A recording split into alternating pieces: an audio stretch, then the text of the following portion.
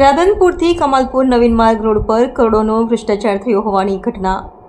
નવીન રોડને હજુ 4 દિવસના વરસાદે રાજ ઉઘાડી દીધું। નવા ડામોર રોડમાં પડ્યા મોટા મોટા ખાડા, લોકોમાં ભારે આક્રોશ। રાધનપુરના શાંતિધામથી કમાલપુર સુધી બનેલો તાજો ડામર રોડ 4 દિવસના વરસાદમાં ખાડામય થઈ ગયા છે।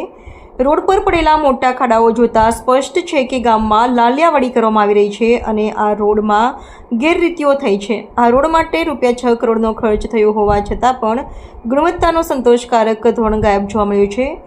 અધિકારીઓને કોન્ટ્રાક્ટર કમિશન ખાધું છે કે ડામર ગ્રામજનોનો તીખો પ્રશ્ન છે કે આવો રોડ તો ચેરિટી પણ આવો ન બનાવે। દિખાવટ માટે કરાયેલા વિકાસ કાર્યમાં પણ કચાશ સ્પષ્ટ દેખાય છે। સ્થાનિક નિવાસીઓ જણાવે છે કે રોડ નીચે સુકવાટ, સાઇડ ડ્રેનેજ અને વોટર રિલીઝ કોઈ આયોજન નહોતું, માત્ર કાગળ પર હકીકત રચાઈ લાગે છે।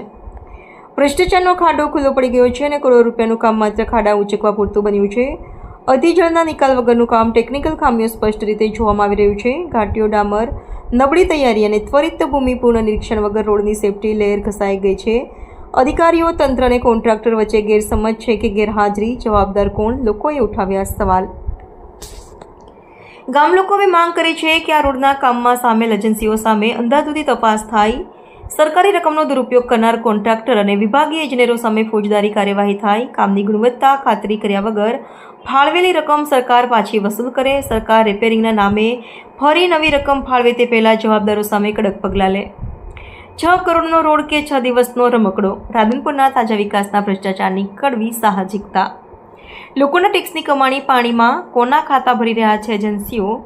ડામર કરતા પાપડો મજબૂત, ગ્રામજનોના ભારે આક્ષેપો।